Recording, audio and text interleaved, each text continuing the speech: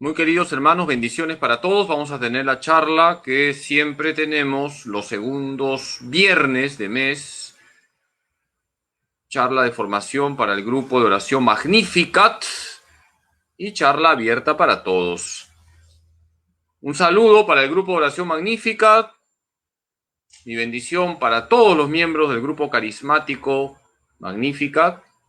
Mi bendición para todos ustedes que se están conectando para tener esta charla sobre el purgatorio. Hoy vamos a irnos al más allá, en el nombre del Padre, y del Hijo, y del Espíritu Santo.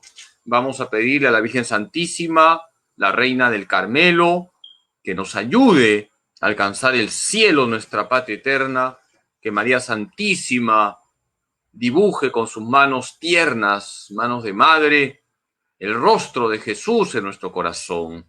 Dios te salve María, llena eres de gracia, el Señor es contigo. Bendita tú eres entre todas las mujeres, y bendito es el fruto de tu vientre, Jesús.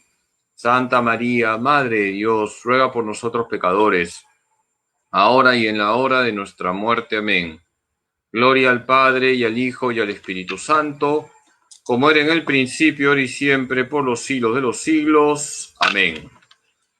Sagrado corazón de Jesús, en ti confío. Dulce corazón de María, sé la salvación del alma mía. San José, ruega por nosotros. En el nombre del Padre, y del Hijo, y del Espíritu Santo. Amén. Queridos hermanos, bienvenidos a este tema del más allá, que se gana más acá. Vamos a hablar del purgatorio, porque en este mes de julio nosotros celebramos el 16 a la Virgen del Carmen, que es aquella que socorre a las almas del purgatorio. Por eso vamos a tocar este tema tan importante. Vamos a hablar del purgatorio. No voy a decir cosas raras, así que aquellos que están esperando cosas raras los voy a defraudar. Voy a hablar las enseñanzas de la Iglesia y otras cosas especulativas o legendarias van a quedar relegadas en esta charla, porque lo que nosotros debemos conocer sobre el purgatorio es lo que enseña la Iglesia. Comencemos pues con esta charla que les va a ayudar a ustedes a tener 1000 años menos en el purgatorio por la paciencia que me van a tener. Voy a tratar de ser lo más concreto posible.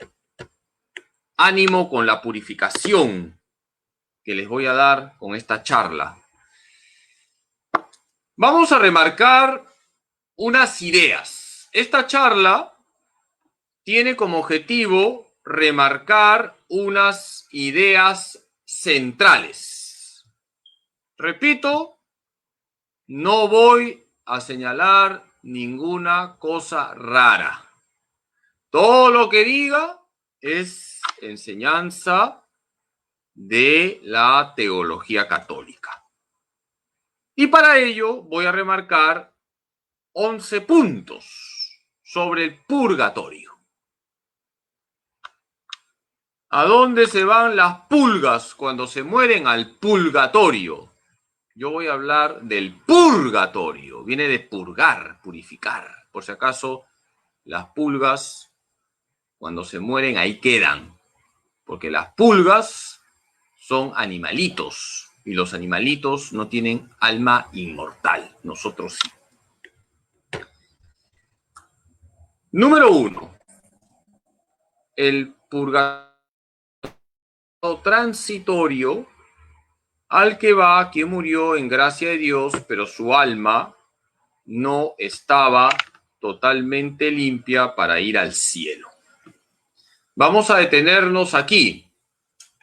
¿Qué es el purgatorio? Es un estado transitorio, por lo tanto no es un estado eterno, al que va quien murió en gracia de Dios. Es decir, el purgatorio está en el ámbito de la salvación, pero el alma de esa persona no estaba totalmente limpia para ir al cielo. Esto es muy importante. Cuando viene la muerte, el alma se separa del cuerpo. Si el alma está totalmente limpia, se va al cielo.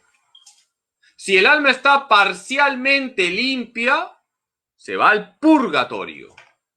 Si el alma está totalmente sucia, porque esa persona murió en pecado mortal y no se quiso arrepentir,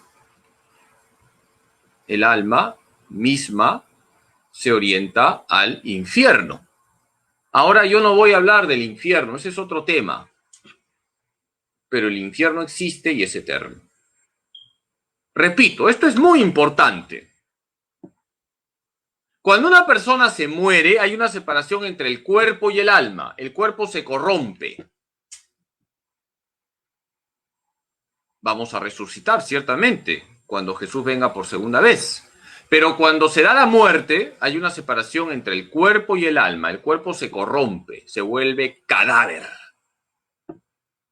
El alma pervive porque es inmortal. Si el alma está totalmente limpia, se va al cielo, que es lo que Dios quiere para todos nosotros. Si el alma está parcialmente limpia, necesita purificación. El alma se va al purgatorio. Y si el alma está totalmente sucia porque la persona murió en pecado mortal y no se quiso arrepentir, esa alma se va al infierno. Por lo tanto, ¿a dónde pueden ir las almas de los difuntos? ¿Al cielo, al purgatorio o al infierno? Las almas que están en el purgatorio se están purificando para entrar al cielo. Por lo tanto, el purgatorio es un estado transitorio. El cielo es un estado eterno.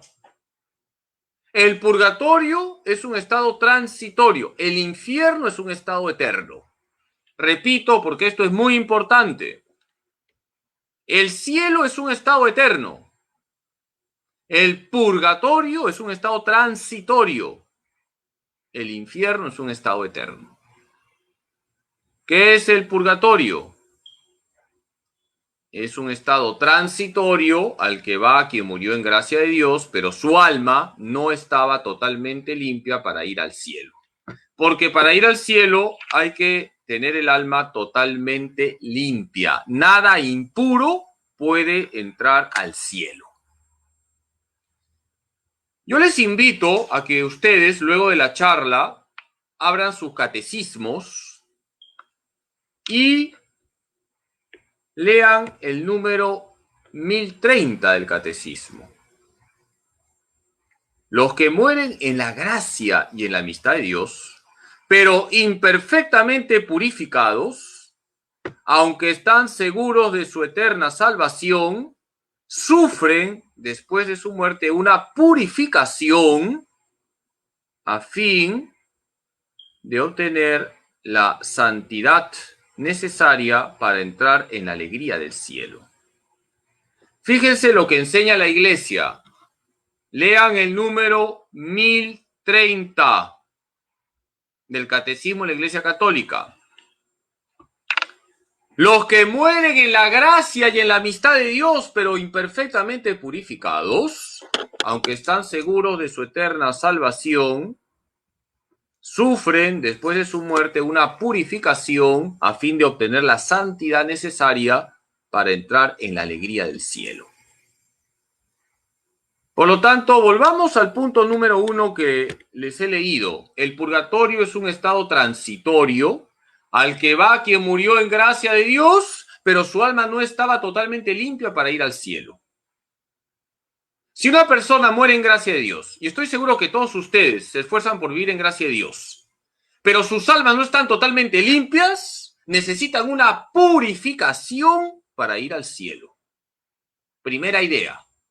El purgatorio es un estado transitorio al que va quien murió en gracia de Dios, pero su alma no estaba totalmente limpia para ir al cielo.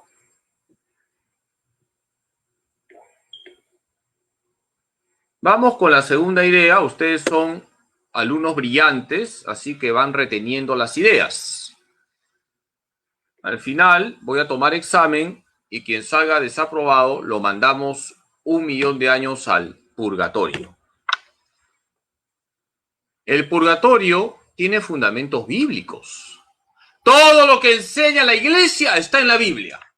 Queridos hermanos, seguramente nos hemos encontrado con personas evangélicas que nos dicen que la iglesia inventó la doctrina del purgatorio. Eso es mentira.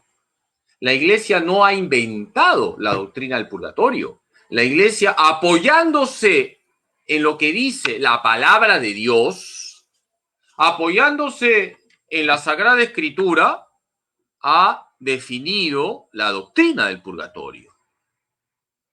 Todo lo que enseña la iglesia está en la Biblia. Por eso es muy importante familiarizarnos con la Sagrada Escritura. Todos, sacerdotes, consagrados, laicos, todos estamos comprometidos en familiarizarnos con la Sagrada Escritura. Porque, queridos hermanos, todo lo que enseña la iglesia está en la Biblia. Por eso es importante conocer los fundamentos bíblicos del purgatorio. Todas las verdades de fe que la iglesia profesa están en la Sagrada Escritura. Por eso es importante dejarnos guiar por la iglesia cuando leemos la Sagrada Escritura. Entonces, aquí vamos a detenernos. Son textos bíblicos claves. Segunda de Macabeos 12:38 siguientes. Mateo 5:8. Mateo 12:31 al 32. Mateo 18:23 al 35. Primera de Corintios 3:10 al 15. Apocalipsis 21:27. Vamos a detenernos un momento. No es necesario que se aprendan de memoria los textos bíblicos, pero sí es importante conocer las ideas que están en el fondo de la doctrina del purgatorio. En segunda de Macabeos 12:38 siguientes, se habla de la oración por los difuntos.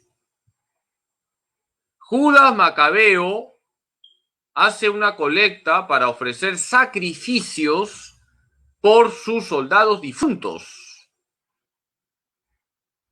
Vamos a explicar segunda de Macabeos 12:38 siguientes. Judas Macabeo, con sus soldados, se había enfrentado a los sirios y en la pelea habían muerto varios judíos.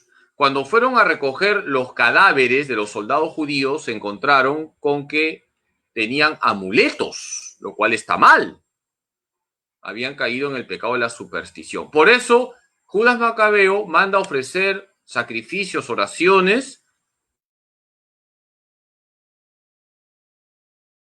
En la Biblia se habla de la oración por los difuntos. ¿Y por qué rezamos por los difuntos? Porque no sabemos si ya están en el cielo y por eso pedimos por su purificación. En Mateo 5:8, Jesús dice: bienaventurados los limpios de corazón, porque ellos verán a Dios. Para ver a Dios debes tener tu corazón limpio. Padre Carlos, ¿y qué pasa si mi corazón está parcialmente limpio, no está totalmente limpio? Por eso existe el purgatorio. Mateo 5:8. Bienaventurados los limpios de corazón, porque ellos verán a Dios. Para ver a Dios, en ti todo debe estar limpio. ¿Qué pasa si una persona muere con el alma parcialmente limpia? Necesita pasar por el purgatorio. Mateo 12, 31 al 32, Jesús dice que todo pecado será perdonado en este mundo, menos el que peca contra el Espíritu Santo, porque el que peca contra el Espíritu Santo no será perdonado ni en este mundo ni en el otro, dice Jesús. El que peca contra el Espíritu Santo no será perdonado ni en este mundo ni en el otro. Lo cual, dicen algunos biblistas, nos lleva a señalar que en el otro mundo, en el más allá, hay pecados que son perdonados, los pecados veniales. Por lo tanto, Mateo 12, 31 al 32 está insinuando que tras la muerte hay purificación de algunos pecados, que serían los pecados veniales. En Mateo 18, 23 al 35, se habla del siervo sin entrañas. ¿Se acuerdan ustedes de ese trabajador que su amo le había perdonado una gran deuda y él no fue capaz de perdonar un sencillo a su compañero? ¿Se acuerdan? ¿Qué pasó con ese empleado sin entrañas? Lo mandaron a la cárcel hasta que pagase hasta el último centavo, hasta que pagase toda su deuda. ¿Qué nos está enseñando Mateo 18, 23 al 35? Que todo pecado tiene que ser pagado. Todo pecado exige una reparación. Esto es muy importante. Todo pecado exige una reparación. A este empleado, sin entrañas, sin misericordia, lo metieron a la cárcel hasta que pagase toda su deuda. Tenía que reparar. Queridos hermanos, ¿qué pasa si una persona muere y no ha reparado? Para eso está el purgatorio. El purgatorio es como un taller de reparación. Por eso hay que reparar aquí mientras estamos vivos, porque si no reparamos aquí, habrá que reparar en el más allá. Todo pecado exige una reparación. Primera de Corintios 3, 10 al 15, es el texto más importante. ¿Por qué? En Primera de Corintios 3, 10 al 15, San Pablo habla de aquellos que han vivido con Cristo, pero unos construyen con oro, plata y piedras preciosas, es decir, se esfuerzan por tener vidas santas. Los que construyen sus vidas con oro, plata y piedras preciosas, es decir, los que se están esforzando por llevar una vida santa, se salvarán, dice San Pablo. Morirán y alcanzarán la salvación. Se irán al cielo. Pero otros, dice San Pablo, construyen sobre Cristo, pero con madera, paja, heno. Son aquellos que se esfuerzan por vivir con Cristo, pero no se están esforzando por ser santos. Por eso construyen su vida con madera, paja, heno. Dice San Pablo que ellos también se salvarán, pero antes pasarán por una purificación. ¿Han entendido la idea? Primera de Corintios 3, 10 al 15. Ahí se nos dice que hay quienes se esfuerzan por ser santos, construyen su vida con oro, plata, piedras preciosas, son imágenes que usa San Pablo para hablar de las vidas santas. Y hay otros que se esfuerzan por vivir con Cristo, pero no se están esforzando por ser santos. Por eso construyen sus vidas con madera, paja, heno, es decir, no hay un esfuerzo por la santidad. Y dice San Pablo que ellos, los que construyen con madera, paja, heno, se salvarán, pero antes pasarán por fuego, pasarán por una purificación. En Apocalipsis 21-27 se nos dice que nada impuro entrará al cielo. Para ir al cielo hay que estar totalmente limpios. Apocalipsis 21-27 nos dice que nada impuro entrará a la Jerusalén del cielo. Entonces, queridos hermanos, aquí tenemos los fundamentos bíblicos. ¿Cuáles son los fundamentos bíblicos? Está la oración por los difuntos. Está el hecho de tener una limpieza total para ver a Dios. Está el hecho de que hay que reparar los pecados. Está el hecho de que tenemos que esforzarnos por ser santos para ir al cielo. Esas son las ideas bíblicas que han llevado a la Iglesia a definir el dogma del purgatorio. No es difícil entender la idea. No es difícil, hermanos. Si una persona ha muerto en gracia, se ha esforzado por vivir correctamente, pero no ha logrado la santidad necesaria, la limpieza necesaria para ir al cielo, antes tiene que pasar por una purificación. Porque nada impuro puede entrar al cielo. Vamos con el cuarto punto. La Iglesia ha definido el dogma del purgatorio en el Concilio Segundo de Lyon del año 1274 y en el Concilio de Florencia, que se desarrolló en los años 1439 al 1445. Por lo tanto, estamos hablando de que es un dogma de fe. ¿De acuerdo, queridos hermanos? Es un dogma de fe. No es una opinión. No es opinión del padre Carlos. Es un dogma de fe. El purgatorio es un dogma de fe. Es una verdad de fe. Que tiene fundamentos bíblicos. No se olviden. Y la Iglesia ha definido el dogma del purgatorio en el Concilio Segundo de Lyon del año 1274. Ninguno de nosotros había nacido en esa fecha.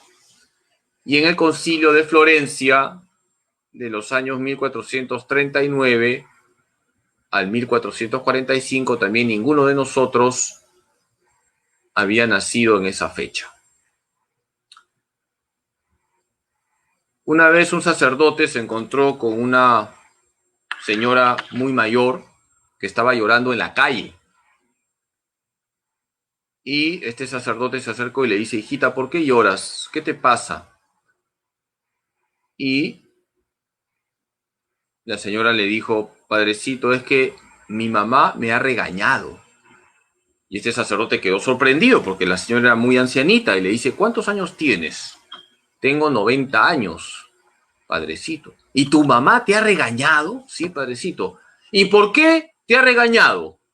Padrecito, dijo la señora, porque estaba molestando a mi abuelita. Imagínense ustedes la edad que tenía la abuelita.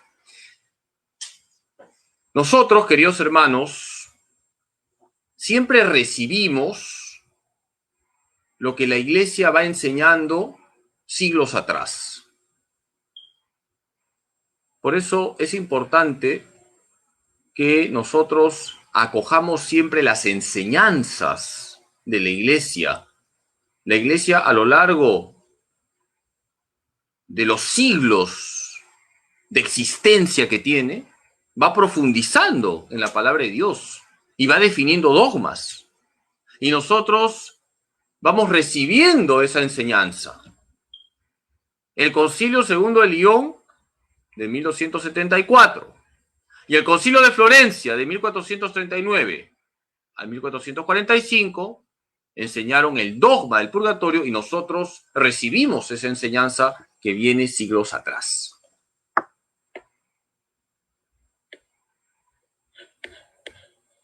Vamos ahora a leer lo que dice el Catecismo de la Iglesia Católica en el número 1031. La Iglesia llama purgatorio a esta purificación final de los elegidos, que es completamente distinta del castigo de los condenados. Fíjense lo que dice la Iglesia. Hay que distinguir el purgatorio del infierno. Ya les he dicho, el purgatorio es un estado transitorio, previo al cielo. El purgatorio está en el ámbito de la salvación. El infierno es eterno y está en el ámbito de la condenación. Esto es muy importante, queridos hermanos. No hagamos del purgatorio un pequeño infierno. El purgatorio no es un pequeño infierno. El purgatorio está en el ámbito de la salvación. El purgatorio es un estado transitorio previo al cielo. La Iglesia con claridad dice que el purgatorio es un estado completamente distinto del castigo de los condenados. Por eso no es correcto pensar que el purgatorio es como un pequeño infierno.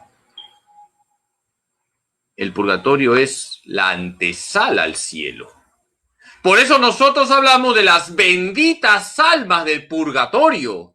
Son benditas porque ya están salvadas. Ya están salvadas. Van a ir al cielo y de hecho están entrando al cielo constantemente gracias a nuestras oraciones, gracias a la intercesión de la Virgen Santísima, de los santos y de nosotros los vivos. El purgatorio está en el ámbito de la salvación.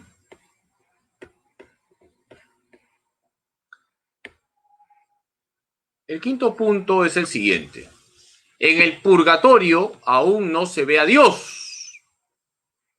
En el cielo se ve a Dios. En el purgatorio no. Hay una purificación en el amor de Dios. Por eso se habla del misterio de la purificación. Padre Carlos, ¿me podría explicar a la perfección, al detalle, cómo es la purificación que reciben las almas en el purgatorio? No puedo. Es un misterio. Estamos en el misterio del más allá. Quien muere ya no la cuenta. Algo podemos decir, y de hecho vamos a decir algo. Pero lo mejor que podemos señalar es que el purgatorio es un ámbito donde se expresa el amor de Dios. Queridos hermanos, nosotros creemos en un Dios que es amor. Y la purificación es en el amor de Dios. Dios nos ama tanto que nos quiere bien presentados. Dios es el mejor padre. Y quiere que sus hijos, que somos nosotros, estemos bien presentados ante Él. Y por eso nos purifica con la sangre preciosa de su Hijo Jesucristo. La purificación que se da en el purgatorio es una purificación en el amor de Dios. Por eso hay que erradicar esas ideas de un Dios que está castigando, que está torturando a las almas del purgatorio. El teólogo Ratzinger, quien sería Benedicto XVI, tiene un libro que se llama Escatología, y ahí habla muy bien del purgatorio, explica muy bien lo que es el purgatorio. Y el teólogo Ratzinger dice que no hay que entender el purgatorio como un campo de concentración donde Dios está torturando a las almas. No. ¿Qué idea de Dios tienes? Dios es amor. Dios purifica en su amor, achicharra con su amor las impurezas que tienen las almas en el purgatorio. ¿Cómo es eso? Es un misterio. No me lo pregunte porque yo no puedo explicarlo, es un misterio. Lo único que les puedo decir es que hay una purificación en el amor de Dios. El Espíritu Santo, que es fuego, es la imagen del fuego, quema las impurezas de las almas que están en el purgatorio para que entren limpias al cielo. ¿Quién es la doctora del purgatorio? Santa Catalina de Génova. Ella habló del purgatorio, escribió sobre el purgatorio y habló mucho de que la purificación es en el amor de Dios. Es un amor que quema. El amor de Dios es como el fuego que quema. Por lo tanto, hay que erradicar esa visión tétrica de pensar que el purgatorio es como la sala de torturas. De ninguna manera, queridos hermanos. Dios nos purifica en su amor. Ahora bien, vamos al punto 6. Las almas del purgatorio poseen el gozo de que verán a Dios. Hay una dimensión gozosa. Por eso son benditas, porque ya están salvadas. Van a ver a Dios. Hay un gozo. Pero el dolor también está presente porque aún no ven a Dios. Hay una dimensión dolorosa. Esa dimensión dolorosa es lo que se llama la expiación. Esto es parte del misterio de la purificación. Las almas del purgatorio tienen el gozo de que van a ver a Dios. Aún no lo ven. Hay una dimensión gozosa, van a ver. Pero está el dolor de que aún no lo ven. Hay un dolor y ese dolor purifica. Es la parte expiatoria del purgatorio. Por eso las almas del purgatorio tienen una dimensión dolorosa en su ser porque aún no ven a Dios. Los místicos, como San Juan de la Cruz, hablaban de ese dolor de no estar con el amado. Imagínense ustedes un hijo que ha estado de viaje años, no ha visto a sus padres y vuelve. En el camino hay un gozo en su corazón. Voy a ver a mis papás después de 10 años, voy a ver a mis papás. Pero había un dolor de no verlos. Y todavía hay un dolor en el viaje porque todavía no los ve. Entonces, en el purgatorio tenemos el gozo de que se va a ver a Dios, pero el dolor de que aún no se le ve. Por lo tanto, es un misterio todo lo que tiene que ver con la purificación. Por eso, las almas del purgatorio sufren en el sentido de que aún no ven a Dios. Y los pecados que no han sido expiados los están expiando. Y a más pecados cometidos, no expiados, más largo el purgatorio. Por eso, como veremos luego, hay grados de purificación. En el purgatorio hay una dimensión dolorosa, no podemos negarlo, pero también una dimensión gozosa. Y esa dimensión dolorosa no es que Dios está castigando o Dios está torturando, es una purificación en el amor, es un dolor de amor. ¿Me han entendido? Es un dolor de amor. Las almas del purgatorio sufren porque aún no están con el amado, por eso sufren. Y en ese sufrimiento se están purificando. Número 7. Hay diversos grados de purificación. Depende de la situación de cada uno en su relación con Dios. La Iglesia no ha definido cuántos grados de purificación hay, porque es un misterio. Si ustedes han leído la Divina Comedia, ahí se habla de que en el purgatorio hay unos grados. Y es verdad, en el purgatorio hay grados de purificación. Les voy a poner un ejemplo que alguna vez he puesto. Imagínense un señor casado, fiel a su esposa, buen papá, honesto, pero el hombre era lisuriento, se esforzaba por vivir con Cristo, se confesaba con frecuencia, iba a misa los domingos, rezaba con su familia, pero era lisuriento. Y cuando manejaba, siempre le recordaba a la mamá, la abuela, la bisabuela y la tatarabuela, al chofer que se le cruzaba. Y estallaba de ira. Este señor, en un accidente, se muere. Pregunto, ¿se va al cielo de frente? ¿Sí o no? No. Va a tener que pasar por un purgatorio porque era una persona lisurienta, era una persona que a veces estallaba de cólera. Va a tener un purgatorio, pero luego irá al cielo. Era un buen hombre, un buen esposo, piadoso, un buen papá. Ese es el caso 1.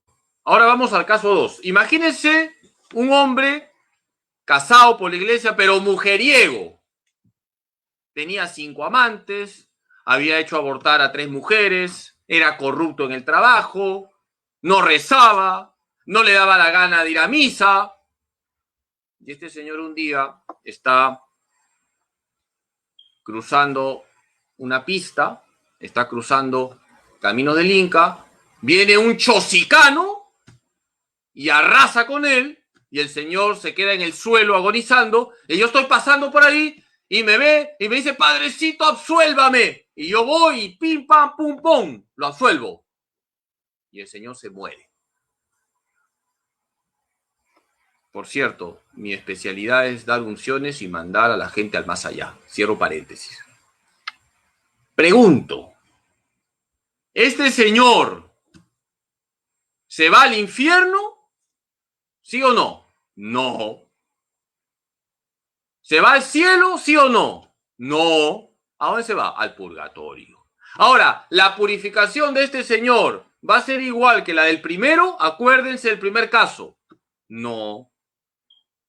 La purificación de este señor, que era un mujeriego, era un corrupto, etcétera, va a ser mucho mayor que la del primero. Por eso hablamos de que hay grados de purificación. Depende de la situación de cada uno en su relación con Dios. ¿Me han entendido? Cada uno tiene una situación con relación a Dios. Piensa en este momento tú. No pienses en el otro. No estés pensando en tu esposo, en tu esposa en este momento, en ti. Si en este momento te mueres, ¿a dónde te vas? Piensa tú. ¿A dónde te vas? Si tú crees que estás en gracia, ¿te irías al cielo de frente? ¿Tú crees que te espera mucho purgatorio o poco purgatorio? Eso, queridos hermanos, lo sabe solo Dios, pero tú ya puedes intuir cómo está tu alma. Tú puedes intuir. Esto es importante remarcarlo. Hay diversos grados de purificación. Unas personas que han vivido con muchos pecados,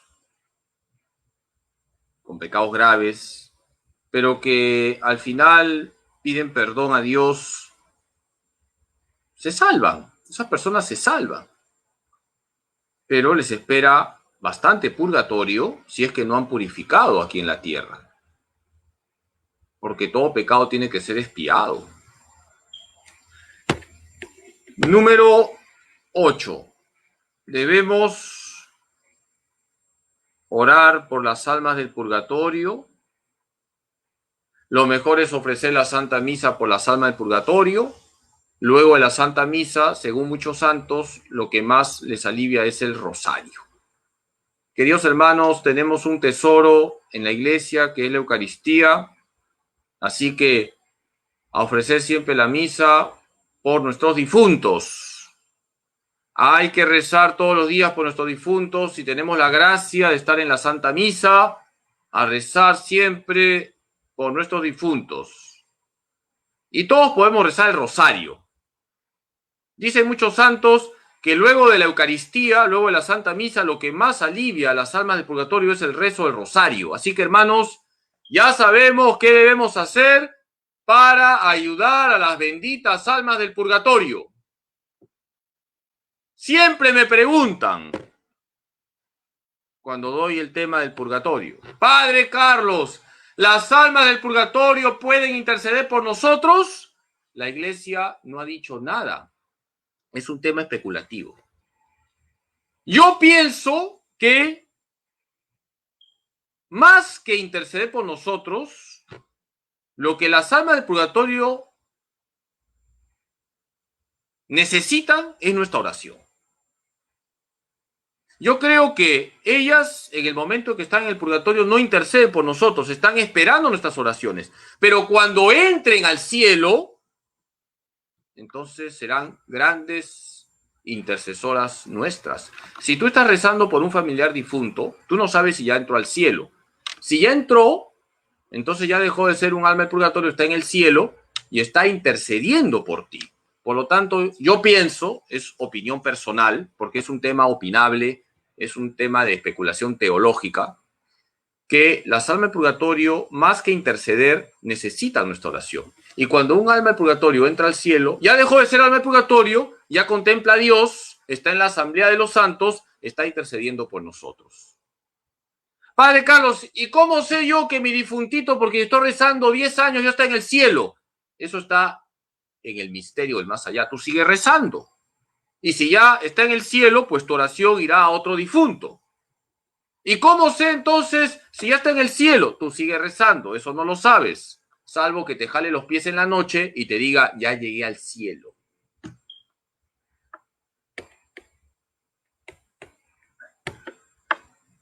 La existencia del purgatorio nos debe llevar a buscar purificarnos acá. Mejor es vivir la purificación en vida que tras la muerte. En el purgatorio ya no hay méritos. Queridos hermanos, esto es muy importante. Punto número 9. La existencia del purgatorio nos debe llevar a buscar purificarnos acá. Aquí hay que purificarnos. Mejor es vivir la purificación en vida que tras la muerte. En el purgatorio ya no hay méritos. Tenemos méritos aquí en la tierra. Mientras estamos en la tierra, mientras estamos aquí, podemos ganar méritos para el cielo. Cuando viene la muerte, acabó el tiempo de merecer. Las almas del purgatorio ya no merecen. Están esperando nuestras oraciones. Se están purificando en el amor de Dios. Se purifican en la sangre de Cristo y nosotros las ayudamos con nuestras oraciones. Pero las almas del purgatorio ya no merecen. Nosotros, mientras estamos vivos aquí, sí. Por eso es mejor purificarse aquí que en el más allá. Como ya les he dicho muchas veces, utilizando esa expresión, nadie me quita lo bailado, en el purgatorio se te quita lo bailado y en el juicio final se va a ver lo que has bailado. ¿Han entendido, queridos hermanos? Hay gente que dice, nadie me quita lo bailado, ya lo hice, pues, la hice linda. En el purgatorio se te quita lo bailado. Mejor es que aquí tú mismo te quites lo bailado. ¿Qué significa ganar méritos? Significa, primero, estar en gracia de Dios y hacer obras buenas. Todas las obras buenas que hacemos en gracia de Dios son méritos para el cielo. Por lo tanto, mejor es purificarse aquí que en el más allá. Hermanos, por ejemplo, la enfermedad purifica. ¿Cuántas personas que han ofrecido su enfermedad, cuando mueren se van de frente al cielo? Porque han adelantado el purgatorio aquí en la tierra, haciendo de su enfermedad una purificación, uniéndose a la cruz redentora de Cristo. Fíjense qué importante es contemplar la enfermedad desde la fe. Todo aquello que nosotros asumimos en gracia de Dios y lo asumimos con un gran amor al Señor, todo eso purifica. Hay personas que han estado años enfermas y que se han purificado. Y cuando mueren, qué duda cabe que ya van al cielo de frente. Por eso hay que buscar purificarnos acá. Es incorrecto pensar así. Como hay purgatorio, ya pues con que vaya al purgatorio igual me voy a ir al cielo después de que reciba la purificación.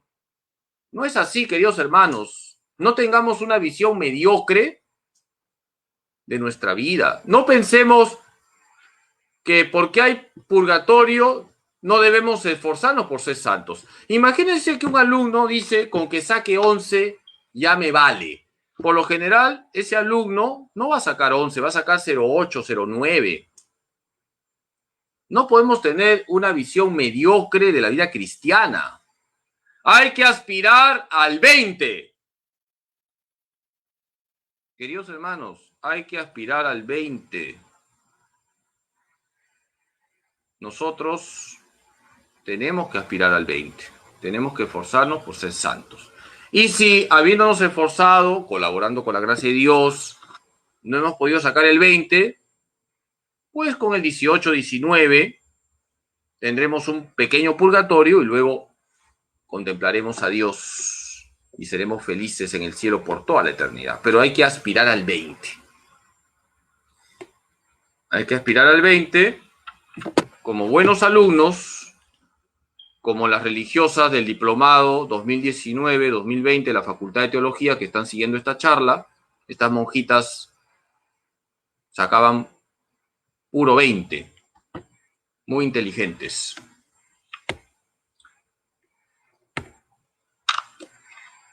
Número 10.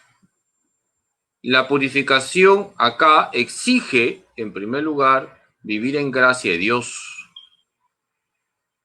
La pregunta es, Padre Carlos, quiero purificarme aquí. Usted me ha dicho que tengo que purificarme aquí. ¿Qué tengo que hacer, Padrecito? En primer lugar, vivir en gracia de Dios. Por ahí empezamos. Vivir en gracia de Dios. ¿Y qué es lo que más purifica? Las obras de misericordia y los sacrificios ofrecidos por amor. Lo que más purifica son las obras de misericordia y los sacrificios ofrecidos por amor. Y he hablado de la enfermedad, pero también un problema familiar. ¿Cuántas madres de familia asumen el dolor que tienen de que un hijo está alejado de la iglesia? Lo asumen desde la fe, lo asumen con amor y se están purificando. Y además con sus oraciones están ayudando a ese hijo a que se convierta.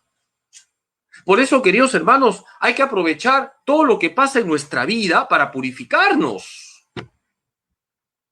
Todo lo que pasa en tu vida, aprovéchalo para purificarte. En primer lugar, viviendo en gracia de Dios.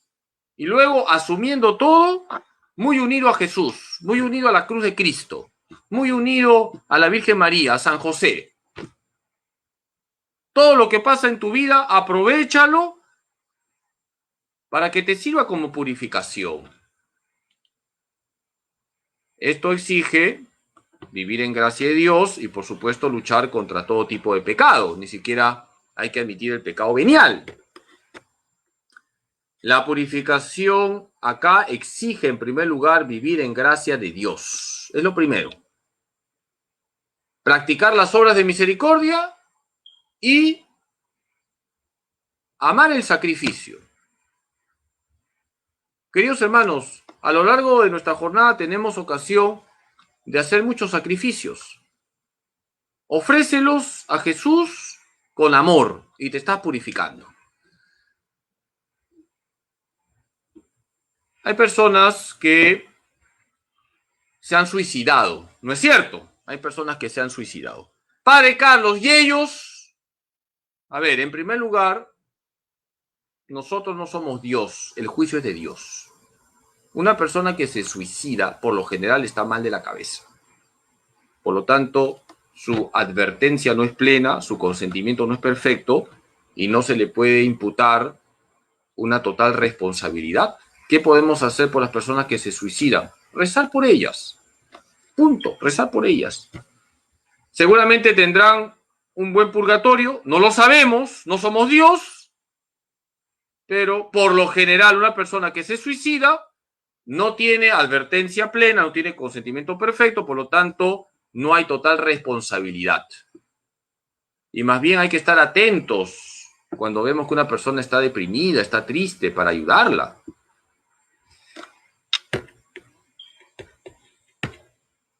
Número 11. La Iglesia nos ayuda a nuestra purificación ofreciendo las indulgencias. El tema de las indulgencias da para una charla. Ahora yo no quiero aumentarles el purgatorio que ustedes están viviendo, soportándome, porque el tema de las indulgencias hay que explicarlo bonito, con calma. Ahora voy a explicarlo de una manera muy concreta y vamos a tener una charla sobre las indulgencias. Pero ahora simplemente les digo lo siguiente. La Iglesia nos ayuda a nuestra purificación ofreciéndonos las indulgencias. ¿Qué son las indulgencias? Son purificaciones que nos ofrece la Iglesia. Y podemos ganar una indulgencia para uno o aplicarla a un difunto. Cuando la purificación es total, se llama indulgencia plenaria. Cuando la purificación es parcial, se llama indulgencia parcial. ¿Qué hay que hacer para ganar una indulgencia plenaria? Es decir, para recibir una purificación total. Hay que confesarse, hay que comulgar, hay que rezar por el Papa, hay que hacer la obra que goza de indulgencia y hay que rechazar todo tipo de pecado, incluso el pecado venial. ¿De acuerdo? 5 puntos. Repito, 5 puntos para que la purificación sea total. Confesarse bien, comulgar, rezar por el Papa, hacer la obra que tiene indulgencia. Por ejemplo, tiene indulgencia rezar el rosario en comunidad. Tiene indulgencia plenaria estar media hora delante del Santísimo Sacramento. Tiene indulgencia plenaria leer media hora la Biblia. Hay obras que tienen indulgencia plenaria. Y rechazar todo tipo de pecado, incluso el pecado venial. Esto es muy importante, lo último que he dicho. Hay personas que creen que ganar indulgencias es algo mágico. Padrecito, ya gané la indulgencia. ¿Tú cómo sabes? ¿Tú eres Dios? No lo sabemos. Está en el misterio de Dios. Tú te has esforzado por ganar la indulgencia plenaria, te has esforzado. Ahora, si te la has ganado, no se sabe, eso lo sabe Dios. ¿Cómo está tu corazón? ¿Cómo sabes que te has ganado la indulgencia plenaria? Si sigues criticando a esa persona, si sigues mintiendo, si sigues siendo una persona rencorosa. Por eso es importante el último punto que les he dicho, el rechazo a todo tipo de pecado, incluso el pecado venial. El tema de las indulgencias lo voy a explicar en otra charla, ahora simplemente háganme caso. Las indulgencias son regalos que nos hace la Iglesia para purificarnos, podemos aplicar las indulgencias a los difuntos, y para ganar una indulgencia plenaria, para que la purificación sea total, hay que confesarse, comulgar, rezar por el Papa, hacer la obra que goza de indulgencia y rechazar todo tipo de pecado, incluso el pecado venial.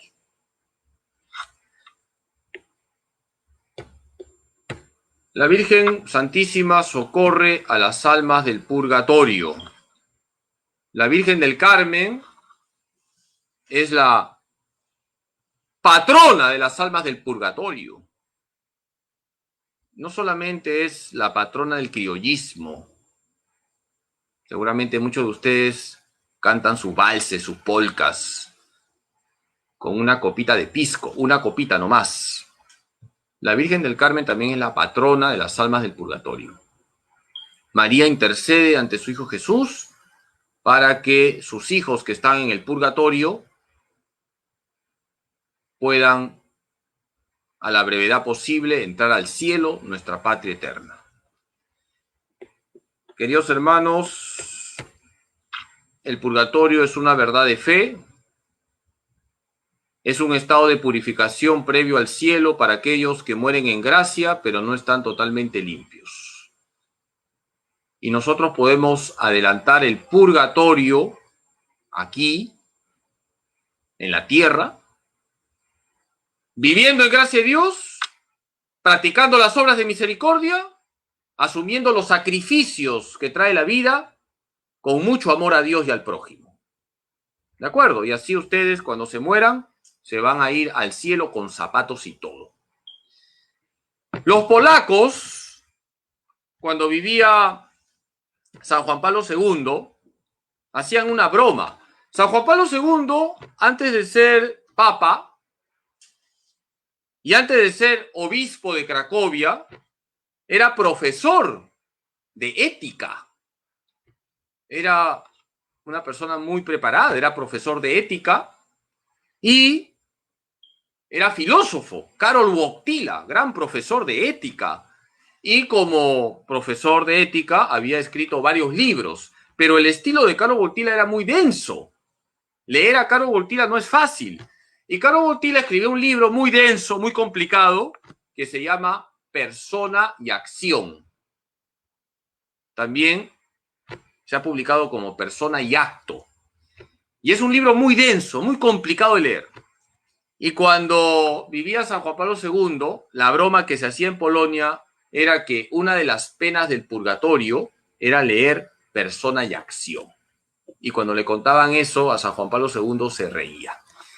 Queridos hermanos, también una de las penas del purgatorio es que ustedes me aguanten durante 45 minutos en una charla, así que les he quitado purgatorio. Muchas gracias por su paciencia, de verdad, valoro su paciencia y de verdad, créanme, les he quitado purgatorio. Muchas gracias, he hablado de lo básico del purgatorio, he querido hacer una síntesis. Todos los días tenemos que rezar por las almas del purgatorio y también nosotros tenemos que buscar purificarnos aquí, viviendo en gracia de Dios, practicando las obras de misericordia. Lo que más purifica es el amor, que quede claro. El amor a Dios es lo que más purifica. En el purgatorio las almas son purificadas en el amor de Dios. Es el amor lo que nos purifica. Así que a vivir la caridad en grado heroico y de esa manera se está purificando nuestro interior, de tal manera que cuando venga la muerte tenemos que aspirar a ir al cielo de frente. Ya saben, hay que aspirar al 20. Hay que aspirar a irnos al cielo de frente. No tengamos una visión mediocre de la vida cristiana. Sí se puede. Muchas gracias. Voy a darles la bendición. El Señor esté con ustedes. La bendición de Dios Todopoderoso, Padre, Hijo y Espíritu Santo, descienda sobre ustedes y permanezca para siempre. Que Dios Todopoderoso les bendiga. ¡Ánimo! Y si no nos vemos mañana a las 7 de la mañana, nos veremos en el más allá. Hasta luego.